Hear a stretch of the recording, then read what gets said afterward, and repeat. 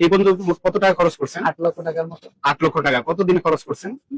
1 বছর। এর আগে আরো 1 বছর বাইরে চিকিৎসা নিয়েছি, কিন্তু শেষে মানে আমি ভাবছি সুস্থ হবো না, এবং আমার রিপোর্টের অবস্থা এরকমই ছিল।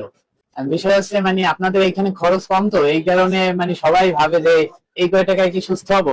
আমি 8 লক্ষ টাকা খুয়ানোর পরে আসছি, এখন আমার যে শরীরের যে অবস্থা এরকম যদি থাকে তাইলে আমি মনে করি আমি সুস্থ, আর কোনো ডাক্তার দেখানোর দরকার নেই। আসসালামু আলাইকুম, আমি doctor ATM Rezaul Karim, গণস্বাস্থ্যতে cancer চিকিৎসক হিসেবে নিয়োজিত আছি। আপনাদের সামনে এমন একজন লোকের পরিচয় করে দিব, যিনি গত মাসে আমাদের এখান থেকে ট্রিটমেন্ট নেওয়া শুরু করছিল এবং উনি খুব হতাশ ছিল যে উনি সুস্থ হবে কিনা, বা খুব ভয়ানক একটা অবস্থা ছিল। আমাকে বারবার করে জিজ্ঞাসা করতেছিল উনি সুস্থ হয় কিনা, বা আমাদের এখানে এমন পেশেন্ট সুস্থ হয় কিনা। ভাই, আপনার নাম? মোহাম্মদ মহসিন মিয়া। মোহাম্মদ মহসিন মিয়া।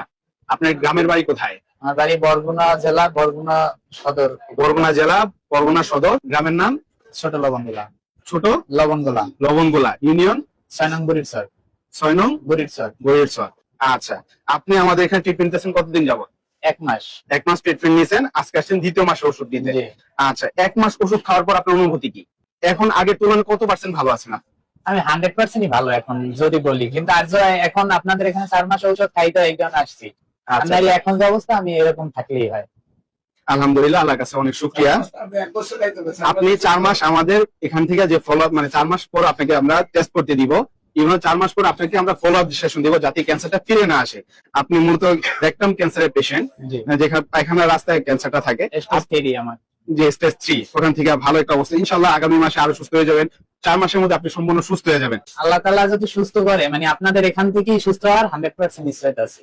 ক্যান্সার গবেষক অধ্যক্ষ ডাক্তার মেসেজ সোরার লিখে সার্জারিতে প্রায় 5,500 রোগী সুস্থ হওয়ার রেকর্ড আপনারা পাবেন।